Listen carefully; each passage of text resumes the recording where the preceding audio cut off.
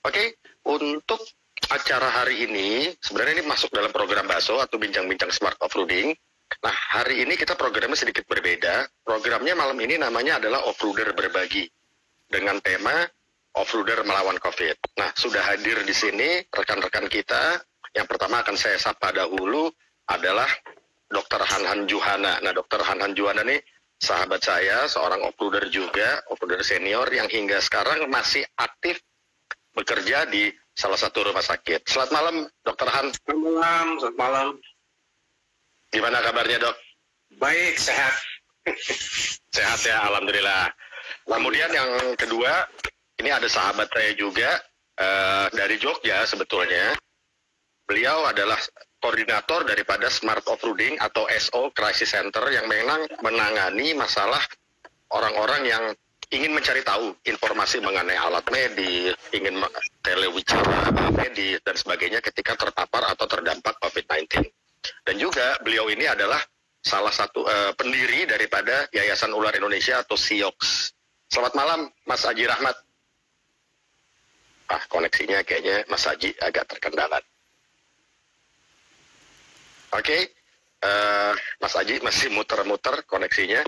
Terus yang terakhir, yang ketiga, ini juga sahabat saya, offroader juga, dan kebetulan salah satu offroader ini baru saja terpapar COVID. Dan sekarang Om Andi Fardiansyah ini kita kenal sebagai penyintas COVID. Apa kabar? Selamat malam, Om Andi. Sehat, Om? Malam, Om Eca, Om Haji, Dr. Han. Sehat. Siap, sehat. Nah, Mas Haji nih, tadi waktu kita sapa belum sempat ngobrol secara langsung karena tadi sempat koneksinya. Gimana Mas Haji, selamat malam? Suaranya hilang, Om. Mas Haji? Mas Haji? Suaranya, Mas Haji? Oke,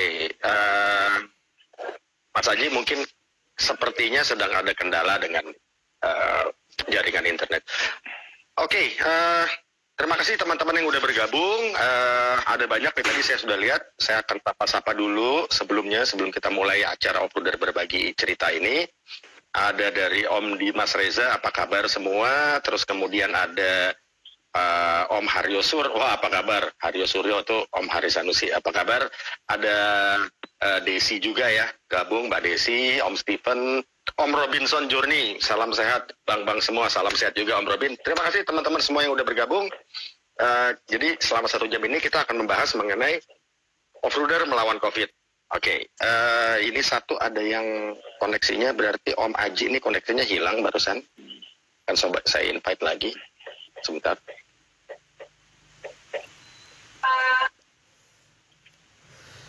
Oke, mungkin bisa kita lanjut aja sementara Mas Aji mungkin lagi benerin koneksi internetnya.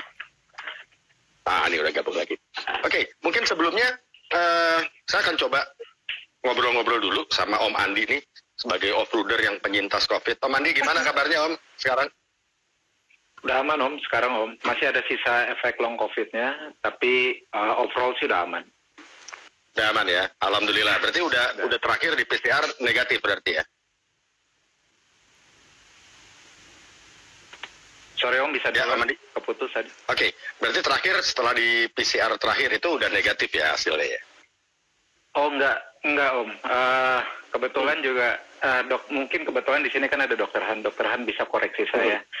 Kalau dari dokter yang saya konsultasikan sih memang tidak disarankan untuk mengejar PCR sampai negatif. Yang penting masa isolasinya sesuai gejala. Berhubung saya kategori ringan karena tidak ada gejala sesak nafas, jadi saya cukup 10+3 aja sih. Setelah itu dianggap virusnya sudah mati, sehingga saya tidak diminta untuk ngejar PCR sampai negatif Om. Gitu. Oke. Ya nanti mungkin bisa dikoreksi sama Om Andi kalau memang salah. Ya. Yang simpatinya Om Andi mungkin bisa cerita sedikit ke teman-teman yang udah bergabung di sini, ceritanya waktu mengikuti isoman itu bagaimana dan sebagainya.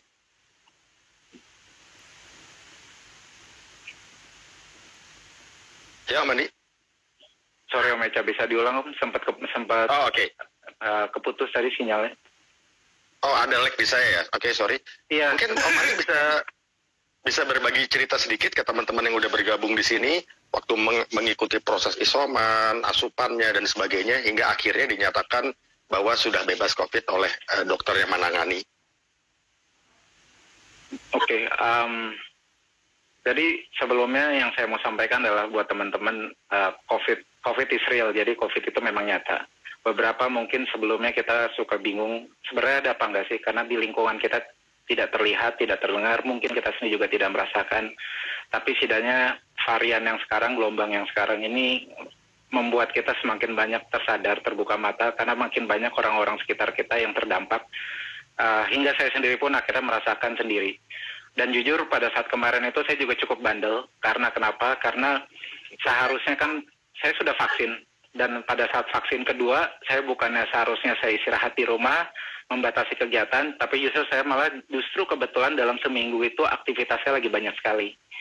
Termasuk saya ada kegiatan otomotif di Sentul, dan sehingga akhirnya saya mungkin dalam periode itu, sejak saya divaksin kedua, sampai saya aktivitas, itu kan rentangnya paling cuma 5 hari. Kemungkinan besar saya terpapar di dalam kondisi begitu. Memang pada saat setelah menerima vaksin, kondisi antibodi lagi lemah karena lagi mencoba beradaptasi sama vaksin, tapi justru saya malah beraktivitas. Nah, setelah pertama saya mengalami gejala setelah kegiatan otomotif saya di Sentul. Biasanya saya merasakan, saya pikir itu gejala normal. Karena biasanya setelah aktivitas itu, saya biasanya dehidrasi, kepanasan. Jadi yang saya rasakan adalah radang segala macam. Kemudian tapi setelah besoknya, sehari setelahnya, gejalanya bertambah. Badan mulai linu dan mulai demam. Sehingga akhirnya inisiatif ambil swab antigen sendiri di rumah, ternyata garis 2. Langsung buru-buru lari ke rumah sakit, PCR, memastikan. Karena kan setahu saya tidak ada false positif, adanya false negatif. Lari lagi ke rumah sakit PCR, sampai rumah sambil menunggu hasil langsung isoman. Pilih kamar, kebetulan di rumah masih ada ruangan yang bisa digunakan. Jadi satu lantai, di lantai atas kamar mandi juga tersedia, ada balkon juga. Kalau saya lihat kan persyaratannya seperti itu. Sirkulasi udara cukup baik, jadi saya langsung karantina. Malamnya saya terkonfirmasi positif, dapat hasil dari lab. Langkah kedua yang saya lakukan adalah saya mencari dokter. Saya mencari dokter untuk konsultasi. Jujur, pilihan pada saat waktu saya kemarin, itu waktu gejala awal-awal mulai gelombang kedua ini baru terjadi, sehingga pada saat itu sebenarnya isoman itu adalah pilihan. Kalau saat ini kan isoman itu mungkin bagi beberapa orang itu bukan pilihan karena terpaksa, pilihan rumah sakit tidak ada. Tapi pada saat itu saya memilih. Karena saya merasa gejala saya cukup sedang, cukup baik, hanya demam dan segala macam, tidak ada gejala pernafasan. Saya langsung menyediakan semua fasilitas, jadi kayak oximeter saya sediakan, tensi, temperatur, minimal tiga barang itu yang saya sediakan di rumah untuk memantau kondisi Om. Saya langsung konsultasi sama dokter di hari kedua. Kebetulan dokter yang dirujuk, yang direkomendasikan oleh teman-teman saya, langsung memberikan serangkaian serangkaian vitamin ditambah obat sesuai gejala. Tetapi yang paling saya bersyukur pada saat itu adalah dokter yang saya temuin memberikan rekomendasi rujukan untuk ke lab. Karena menurut dokter tersebut, COVID ini impact ke organ tubuh, di mana itu tidak bisa diketahui tanpa dilakukan cek darah. Memang sedikit costly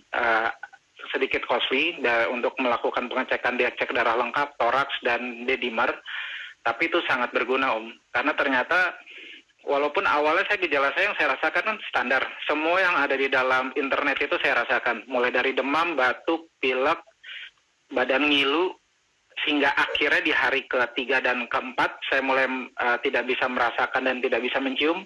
Kalau merasakan saya bisa merasakan, tapi saya merasakan segala sesuatunya asin. Nah, semua itu saya alami Om. Cuman habis itu karena rujukan dari dokter untuk lab, begitu dicek hasil lab, semuanya itu saya baik. Setidaknya untuk dari komorbidnya tidak ada, karena cek darah lengkap pada prinsipnya ngecek apakah saya punya komorbid yang saya tidak sadari. Kemudian cek toraks, cek paru-paru apakah ada flek dan segala macam. Tapi satu hal yang agak fatal, untungnya cepat disadari karena melakukan cek lab tersebut, yaitu adalah kadar D-dimer. Karena ternyata kadar D-dimer saya hampir 2 kali lipat dari batas atas. Setahu saya, tolong koreksi lagi ya dok nanti, batas dedimer atas itu 550, sedangkan saya hampir 1000. Sehingga akhirnya yang dilakukan oleh ketika saya langsung konsultasi dengan dokter saya tersebut memberikan saya resep obat tambahan untuk mengantisipasi dedimer saya yang overall sehingga saya bisa proses isoman saya cukup baik karena 2 hal. Saya bersyukur saya sudah vaksin. Banyak orang yang bilang vaksin itu tidak membuat kita kebal, tapi setidaknya bisa mengurangi gejala yang timbul ketika kita terpapar. Dan kedua, ya saya cukup bersyukur karena ternyata rujukan dokter tersebut untuk saya yang cek lab bikin saya jadi bisa mengantisipasi kemungkinan terburuk, karena dedimer yang tinggi itu setelah saya coba browsing itu mengakibatkan pengumpulan darah di arteri vena, jantung ke paru-paru yang ujungnya bisa menghambat peredaran oksigen juga. Jadi makanya sepanjang saya isoman, saya cukup bersyukur alhamdulillah tidak ada gejala pernafasan sih Om. Gitu. Okay. Dan relatif saya hari ke-5 sudah tidak ada gejala, hari ke-6 sudah tidak ada gejala sama sekali. Tapi tetap melakukan isolasi mandiri hingga hari ke-14 karena seharusnya 10+3 ya. Ya. Gitu. Kurang lebih begitu sih, Om Eka. Ya, terima kasih Om Andi. Oke, teman-teman itu tadi cerita, jadi memang karena sesuai dengan topik yaitu off-roader berbagi cerita, off-roader melawan COVID. Jadi tadi ada cerita dari off-roader penyintas COVID, Om Andi Fardiansyah. Om Andi, semoga sehat terus ke depannya, kita tetap bisa jaga prokes dan kita dimudahkan dalam segala urusan kita. Oke, nah mungkin setelah ini ke Dokter Han nih. Ini menarik nih dok, karena menurut beberapa orang, setiap orang nih yang terpapar COVID beda-beda dari mulai gejalanya dan sebagainya. Asupannya juga ternyata harus berbeda dan penanganannya berbeda begitu dok ya. Nah, kalau Dokter Hanan sendiri menyikapi COVID ini seperti apa dok? Apakah memang kita bisa dengar dari teman aja? Oh katanya begini, ya udah berarti kita tinggal isoman sendiri aja, terus ikutin aja kata teman, atau bagaimana kira-kira menurut dokter? Terus tadi disebutkan juga mengenai adanya dedimer, terus mengecek saturasi. Jadi mungkin lebih kepada pemahaman inti ya untuk bagi teman-teman yang sedang nonton malam ini. Silakan Dokter Han. Jadi pertama bahwa harus kita pahami respon setiap orang terhadap penyakit yang sama itu akan berbeda, bukan hanya COVID. Ya jadi misalnya aja kalau kita kena bilanglah flu biasa, yang satu berat, yang satu biasa-biasa aja cuma demam, yang satu sampai nggak bisa bangun kayak begitu, itu flu biasa. Nah jadi itu udah sesuatu yang memang tergantung daripada daya tahan tubuh seseorang yang berbeda satu sama lain. Nah untuk COVID juga sama, gejalanya berbeda.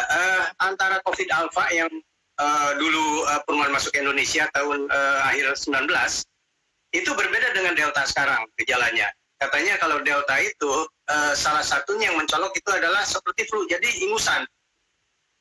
Sedangkan pada alfa itu tidak banyak gitu. Tapi yang lainnya sama, semua infeksi itu ya gejalanya karena namanya juga infeksi, badan nggak terasa fit, demam ada atau tidak, tinggi atau rendah tergantung daripada reaksi kita, pegel-pegel, pusing, sakit kepala, hilang penciuman, hilang rasa dan sebagainya, yang kayak gitu. Nah, jadi yang harus kita pahami sekarang kita seolah jadi paranoid. Begitu ada demam, sehari lebih, langsung kita pikirnya apaan. Nah, di masa pandemi ini, karena memang gejalanya itu hampir semuanya seperti itu, jadi kalau ada 1 atau 2 gejala aja, kita harus sudah mesti hati-hati. Gitu. Dan sebaiknya kita periksa. Bisa periksa. Nah, kemudian juga yang tadi yang Om Andi bilang, nggak diperiksa lagi, PCR. 10 tambah 3 dianggap udah hilang. Nah ini mungkin ya itu kebanyakan memang begitu. Setelah 10 plus 3 itu hilang. PCR di atas 30, di atas 35, 40 udah dianggap tidak infeksius. Tetapi penelitian mengatakan bisa sampai 18 minggu. Kuman bertahan dalam tubuh walaupun yang kena kuman tidak sakit. Ya jadi seperti OTG gitu. Seperti OTG gitu kan. OTG kan dia nggak sakit, tapi kumannya ada dan dia menularkan pada orang lain. Begitu. Nah, jadi daripada COVID dibandingkan flu lain itu adalah gejala menyeluruh pada tubuhnya itu sangat serius. Jadi seperti yang tadi Om Andi bilang, diperiksa di dimer ternyata nilainya 2 kali lipat. Salah satu saat awal waktu dulu varian alfa ditemukan, udah ada kecurigaan bahwa ini kematiannya agak aneh pada COVID ini. Jadi kemungkinannya itu adalah ke arah pembekuan darah. Dan memang terbukti pada beberapa kasus di dimer hampir selalu naik. Jadi yang biasanya 500 gram per mililiter itu bisa 2 kali lipat, 3 kali lipat. Yang dialami sampai 2 kali lipat itu. Normalnya itu kan maksimal 500 nanogram itu per mililiter. Nah seperti itu. Jadi memang kalau kita udah di dimer, walaupun indikasi pemeriksaan, kalau kita udah COVID, walaupun indikasi pemeriksaan di dimer itu kalau sudah ada gejala gangguan pembekuan, tapi ada baiknya kita periksa lebih awal deh. Gitu. Karena kita kan mengusahakan supaya tidak jatuh ke dalam situasi yang lebih berat. Jadi kalau ternyata udah naik, walaupun nggak ada gejala, kita udah bisa siap dengan memakan obat-obat, meminum obat-obat untuk mencegah pembekuan darah seperti itu. Jadi memang ada bagusnya secara komprehensif diperiksa. Ya, Dr. Han, tadi sempat dibahas beberapa kali mengenai di dimer, terus ada juga saturasi. Nah ini mungkin teman-teman yang udah bergabung ingin tahu lebih detail nih. Tadi Om Andi sempat bilang, ketika dinyatakan positif, buru-buru ngecek itu. Nah, itu sebenarnya untuk melihat apa sebenarnya, dok? Jadi begini, saat kuman masuk, itu karena ini bentuknya virus, dia itu perlu inang. Inang itu adalah sel tubuh kita. Nah, begitu dia masuk ke dalam sel tubuh kita dan mematikan sel tubuh kita, maka akan keluar isi sel. Isi sel yang dimatikan oleh virus itu akan keluar isinya. Ya, nah kemudian itu akan meracuni sel yang lainnya. Nah, sebagai salah satu bentuk mekanisme pertahanan tubuh, maka itu akan ada mekanisme imunologis dari dalam tubuh untuk mencegah itu. Lain juga adalah reaksi daripada pembekuan yang berlebihan untuk menahan supaya itu tidak menyebar. Nah, ini yang justru menimbulkan masalah, karena kalau misalnya mekanisme pembekuan itu meningkat, maka akan terjadi pembekuan dalam pembuluh darah. Dan tentu kalau kita tahu fisiologi dari paru-paru itu seperti saringan halus. Kalau ada gumpalan-gumpalan darah dalam pembuluh darah lalu masuk ke paru, dia akan menyumbat paru. Nah, di dimer adalah petunjuk bahwa ada penggumpalan pembuluh darah yang berlebihan. Nah, kalau nilainya lebih dari 500 nano itu tadi, maka itu dianggap bahwa penggumpalan melebihi daripada yang normal. Secara fisiologis, secara normal, dalam tubuh selalu terjadi penggumpalan, kemudian pengenceran dari gumpalan itu sendiri supaya tidak berbahaya. Tapi pada COVID ini penggumpalannya melebihi daripada kemampuan pengenceran. Sehingga penggumpalan itu menimbulkan sumbatan pada pembuluh darah di paru terutama. Makanya gejalanya salah satu yang akan tampak pada penderita COVID karena sumbatan di paru adalah sesak nafas. Karena paru tidak berfungsi. Itu kurang lebih. Oke, dok, sebelum kita bahas mengenai saturasi, ini ada yang tanya dari astaka.s. Dok, izin tanya, selain di dimer naik, SGPT, SGOT saya juga naik. Apakah terjadi juga di dalam kasus COVID? Mungkin bisa singkat aja, dok. Ya, SGPT dan SGOT itu tidak spesifik. Tidak spesifik, bisa meningkat. Bisa meningkat. Oke. Itu. Ya. Nah, kemudian tentang tadi saturasi juga itu kaitannya tadi. Karena paru-paru tidak bisa menyerap oksigen, maka saturasi akan turun. Saturasi itu adalah persentase daripada oksigen yang ditangkap oleh sel darah merah. Itu akan turun karena supaya oksigennya menurun. Itu. Oke. Jadi biasanya orang normal biasanya kisarannya antara 94 sampai dengan 100. Sampai 90 masih ditolerir, tapi kalau di bawah 90 kita harus hati-hati. Berarti itu kadar oksigen di dalam darah ya, dok ya? Dalam darah, ya. Oke, dok, berarti antara di dimer dengan saturasi itu dua hal yang berkaitan, atau bisa salah satu anjlok yang satu bagus? Atau kalau yang satu anjlok udah pasti yang lain akan ikut? Iya, jadi untuk COVID ini berkaitan, tapi tidak selalu artinya keparahannya sama. Jadi dimer tinggi lalu lebih parah tidak selalu, tapi berkaitan. Itu biasanya pada yang turun di dimernya naik, tapi belum tentu pada yang di dimer naik saturasi turun. Oke. Nah sekarang kan banyak teman-teman yang melakukan isoman atau isolasi mandiri. Karena tadi Om Andi bilang itu ada yang pilihan saya atau karena terpaksa karena rumah sakit juga sedang penuh-penuhnya sekarang. Nah, indikasi apa selain di dimer dan saturasi, indikasi apa yang memang kita sudah tahu nih indikasi atau alarm kita lah. Wah, ini sudah gawat, saya perlu pertolongan lebih. Nah, itu apa indikasinya, Dok? Misalkan saya isoman tapi tiba-tiba indikasinya sudah masuk ke dalam taraf itu, taraf berbahaya, saya akan segera pergi ke IGD dan sebagainya. Nah, itu indikasinya apa, Dok? Ini sudah ada dua hal. Pertama, secara fisik, apa yang dirasakan oleh penderita. Misalnya begini, saya merasa sesak, walaupun saturasi itu baik, ini udah indikasi untuk segera ke rumah sakit. Ya, karena antara sesak dengan saturasi kadang-kadang juga tidak berbanding lurus. Sesak itu kan subjektif. Kalau saturasi itu objektif karena oleh alat diukur kan. Tapi kalau keluhannya udah sesak, sebaiknya ke rumah sakit untuk mengkonfirmasi betul nggak tidak ada masalah. Gitu. Nah, kemudian kalau dari saturasi, pulse oximeter, di bawah 90, konsisten di bawah 90, ya ke rumah sakit juga. Jadi harus ada dua hal yang diperhatikan, itu tanda-tanda fisik dan yang objektif.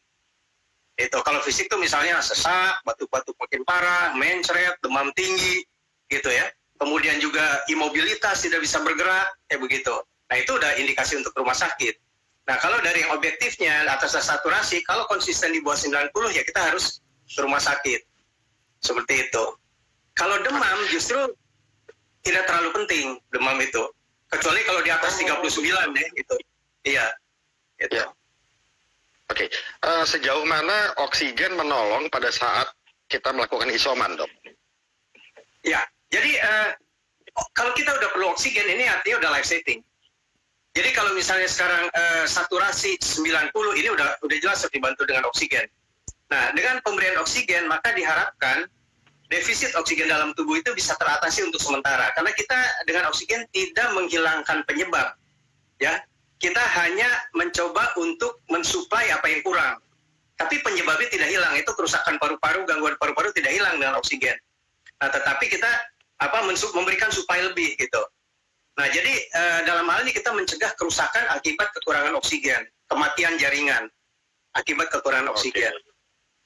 Iya, life saving ini. Terima kasih. Life saving ya. Oke, terima kasih banyak, Dok. Tapi terakhir mungkin saya mau tanya, mungkin ini juga yang menjadi pertanyaan dari teman-teman. Apakah kita perlu panik, Dok, dengan keadaan seperti ini? Katakanlah misalnya kita dapat hal, mudah-mudahan tidak ya, tapi ketika kita mendapatkan hasil PCR positif, apakah kita perlu panik, ataukah kita buru-buru harus ke rumah sakit, atau bisa isoman, atau apa yang harus kita lakukan? Ya, jadi pertama PCR positif itu hanya menandakan bahwa ada kuman di tubuh kita. Kita perlu panik kalau kondisi tubuh itu sangat buruk. Jadi kalau hanya sekedar PCR positif, gak usah panik dulu. Seperti Om Andi itu kan PCR positif, tapi kondisi fisiknya bagus-bagus aja, relatif. Artinya tuh begini loh, bahwa itu tidak masuk ke dalam kategori yang berbahaya yang harus pergi ke rumah sakit, cukup isoman. Karena mungkin yang ada tuh cuma demam, pegel-pegel aja, kemudian gak enak makan. Tapi kan nafas walaupun agak gangguan sedikit, tapi kan masih artinya tidak sampai incapable gitu. Ya kan masih bisa jalan di kamar, mungkin gerakan-gerakan tubuh yang sedikit aktif juga nggak ada masalah gitu ya. Oke, tapi kalau sampai nggak bisa mobile, ya kita harus segera ke rumah sakit. Jadi selama itu masih ringan-ringan aja, nggak usah gugup. Itu intinya, walaupun PCR positif. Tapi ingat, PCR positif Anda menularkan kepada orang lain, makanya harus diisolasi. Itu. Oke. Jadi dalam COVID ini ada dua aspek. Sebentar, dalam COVID ini ada dua aspek, untuk diri sendiri dan untuk lingkungan. Itu harus diingat. Oke. Ya. Berarti lumayan sesuai nih dengan apa yang dikampanyekan Smart Overloading ya, Dok ya. Betul, safety itu nomor satu. Oke, sorry Dok, ini terakhir ada yang tanya dari Om Happy Kusmanto, cara mengetahui bahwa kita komorbid itu bagaimana? Padahal kita selama ini mungkin nggak tahu kita komorbid apa enggak. Itu mungkin singkat aja, Dok. Karena habis ini kita akan bergeser ke Mas Haji. Ya. Jadi komorbid itu adalah penyakit penyerta. Ada yang disadari karena mungkin sebelum sudah diketahui, misalnya penyakit tekanan darah tinggi karena nyeri kepala terus ditensi lalu tinggi. Tapi ada juga by accident. Misalnya kita nggak pernah periksa, tiba-tiba kita suatu saat pengen periksa gula darah tinggi. Nah itu komorbid. Ada kemungkinan. Jadi itu komorbid itu tidak selalu disadari. Bisa karena waktu check up kita ketemu kita ada komorbid. Ada juga yang karena kita ada keluhan, kita tahu oh ini ada komorbid tekanan darah tinggi. Nah, jadi pada dasarnya itulah perlunya medical check up. Gitu. Untuk menentukan apakah kita ada komorbid atau tidak. Gitu.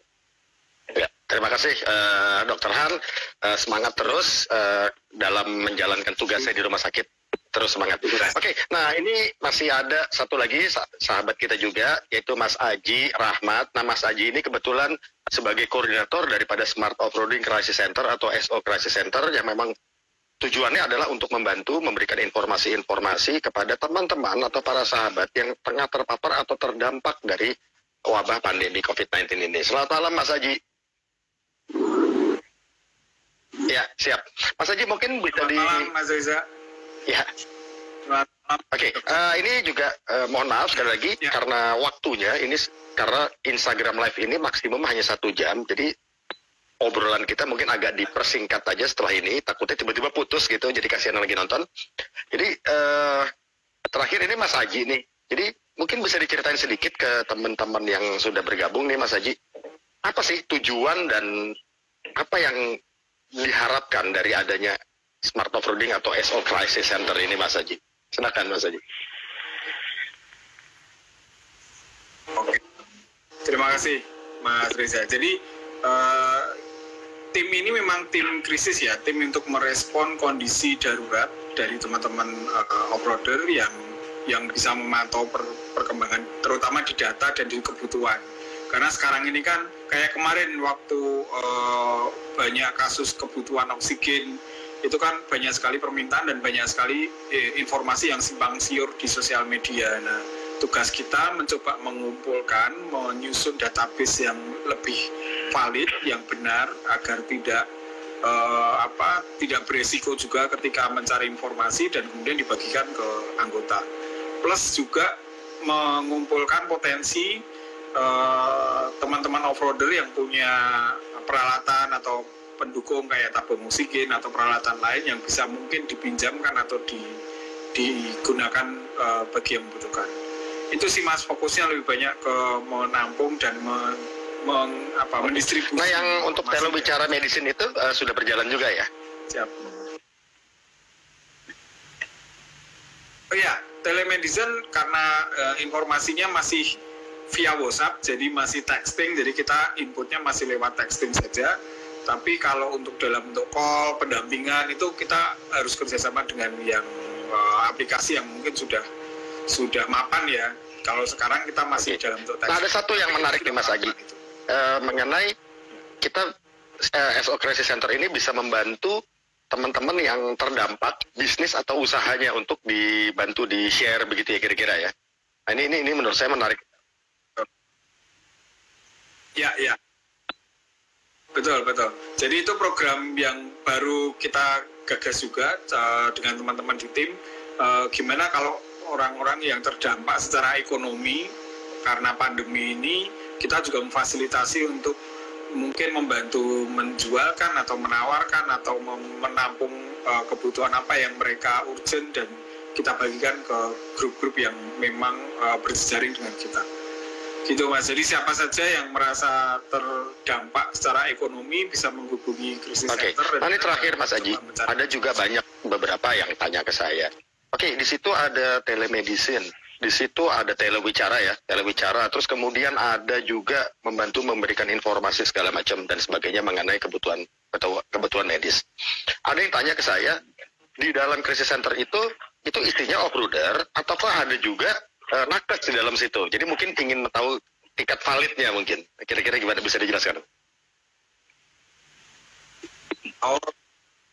Oke. Kalau di tim krisis kita memang cukup banyak didukung oleh teman-teman dari tenaga kesehatan, termasuk Dr. Hanan sendiri juga gabung di grup.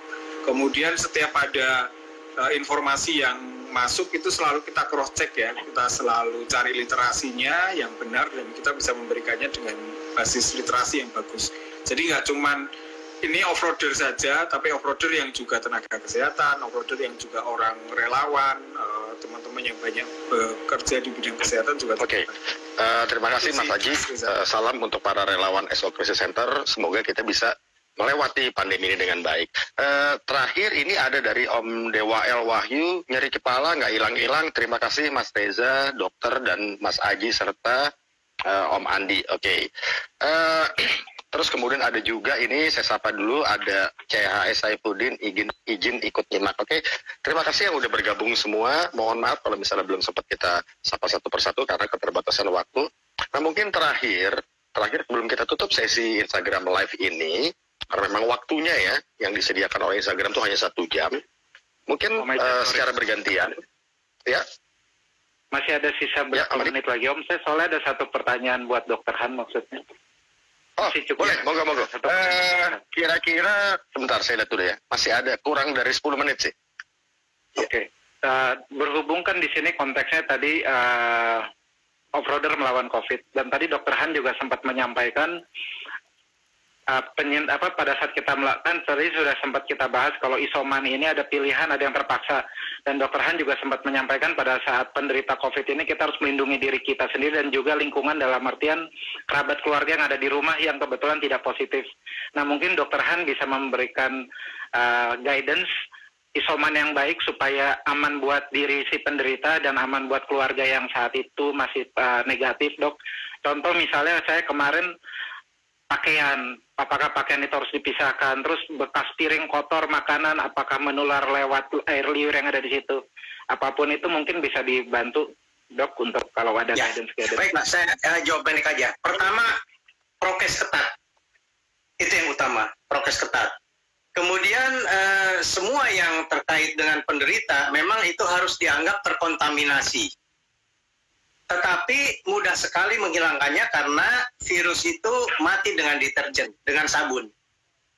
Jadi kalau misalnya kita isoman, pakaian kita rendam aja dulu pakai sabun. Setelah itu baru keluarkan, termasuk piring juga begitu, kurang lebih. Jadi nggak terlalu rumit, Hanya yang penting prokesnya itu aja. Oke. Di situ. Ya. Jadi satu rumah pun aman sebetulnya, Dok, ya? Aman. Ingat bahwa COVID ini ditularkan lewat udara, terutama ya. Tetapi juga bisa kontak lewat benda mati, gitu. Tapi yang paling utama itu lewat udara, gitu ya. Jadi kalau benda mati, ya kita rendam aja di sabun deterjen. Tapi kalau udara, ya pakai masker, prokes itu, ya. Jarak, pakai masker, kemudian jangan sering bicara dan sebagainya, kayak begitu antara yang sakit dengan yang sehat, begitu. Kurang lebih. Oke. Ya. Terima kasih. Om Andi, ada lagi yang mau ditanyakan? Kira-kira? Enggak, cukup Om. Oke, terima kasih. Dokter Han, terima kasih. Mas Ji, terima kasih. Oke, teman-teman,